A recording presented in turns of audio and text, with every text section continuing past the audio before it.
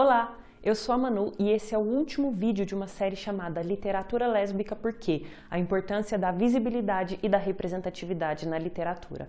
Se você ainda não viu os outros, dá uma pausa aqui, corre lá e depois volta.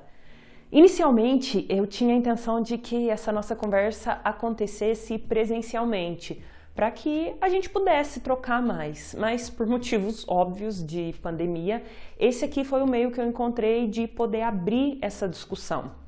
Mas eu queria te convidar para deixar seu comentário e me contar o que você pensa sobre tudo isso que a gente conversou aqui.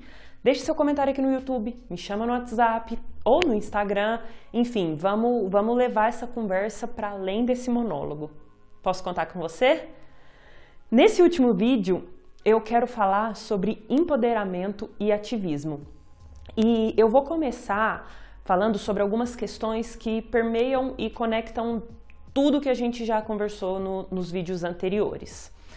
Se você se lembra, logo no primeiro vídeo eu falei sobre o momento em que eu encontrei histórias que me representavam de uma forma positiva. E eu queria falar um pouco mais sobre isso.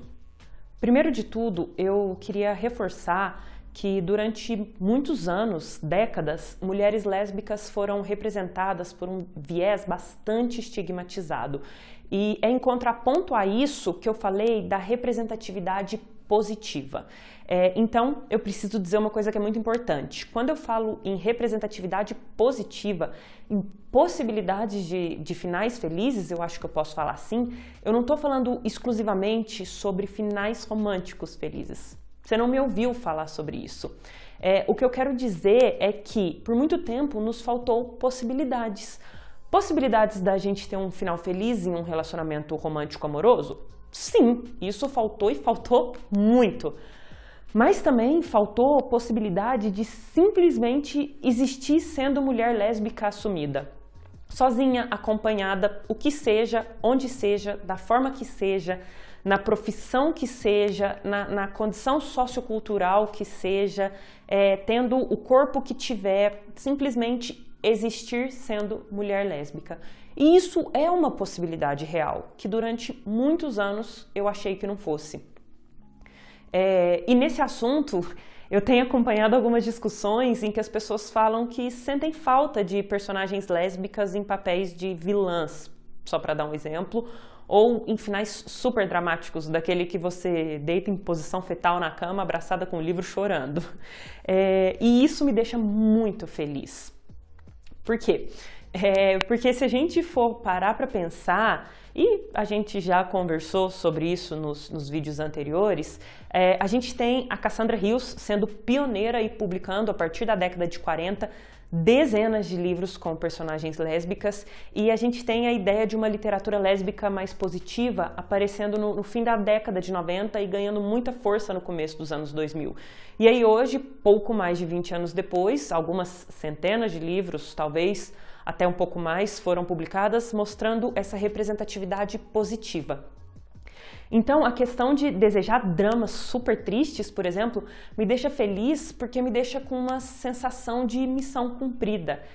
Essas pessoas que vêm há décadas, algumas décadas, produzindo literatura com temática lésbica, já conseguiram construir um cenário em que a felicidade é uma possibilidade de existência. A gente conseguiu mudar aquele cenário em que a única possibilidade era a tragédia, a dor, o sofrimento. Hoje a gente pode querer finais tristes, a gente pode querer personagens lésbicas em papéis completamente complicados, porque a gente já tem o oposto. Eu particularmente amo um drama, eu amo ler e escrever drama, mas o que me incomodou durante muitos anos foram as histórias únicas.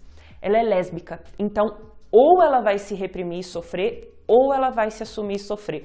De qualquer forma, ela vai sofrer, única e exclusivamente porque ela é lésbica. Será que ela não pode se assumir e sofrer por motivos pelos quais todos os seres humanos sofrem? Ou será que ela só pode sofrer porque é lésbica? Enfim, eu acho que já deu para entender o que eu quero dizer com possibilidades, né? Outra coisa que caminha lado a lado com essa interpretação de que a literatura lésbica com final feliz está falando de finais românticos felizes, é pensar que literatura lésbica é só romance e livro erótico. Existe romance e livro erótico sim, e em uma outra conversa a gente fala sobre a importância do erotismo na literatura lésbica, mas tem também ficção, distopia, terror, policial, conto de fadas. Eu vou repetir uma coisa que eu já falei em outro vídeo. A gente precisa ver a mulher lésbica como protagonista, narradora, sujeito desejante, portadora da voz, do ponto de vista e do discurso. A partir disso, as possibilidades são infinitas.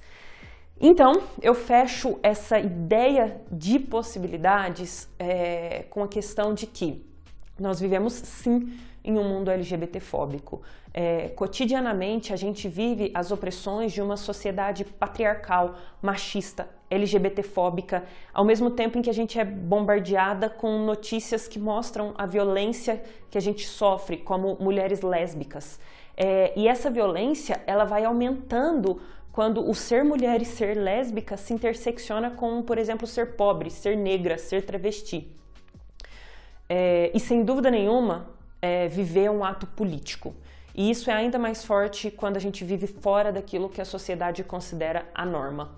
Uma mulher que não performa a feminilidade como a sociedade espera que ela performe, ela é uma afronta a essa sociedade. Uma mulher que não aceita a heteronormatividade imposta a ela é uma afronta a essa sociedade. Uma mulher que não vive a sua sexualidade direcionada exclusivamente aos homens, ela é uma afronta a essa sociedade. Eu não vou entrar aqui em detalhes de violência, porque isso pode ser um gatilho para algumas pessoas, mas eu vou deixar só a questão de que as mulheres que são uma afronta a essa sociedade, que desafiam a sociedade, como qualquer outra pessoa que não se encaixa no padrão de normal definido por essa sociedade, elas sofrem preconceitos e violências. E viver consciente disso é muito difícil. E isso, no fim, acaba nos negando qualquer possibilidade de senso de normalidade. Por isso, se faz extremamente necessária uma visão diferente dessa. Uma visão que apresenta a mulher lésbica de forma livre e independente. E, é claro, positiva. E não mais com a sua existência pré-determinada por um preconceito e pela violência.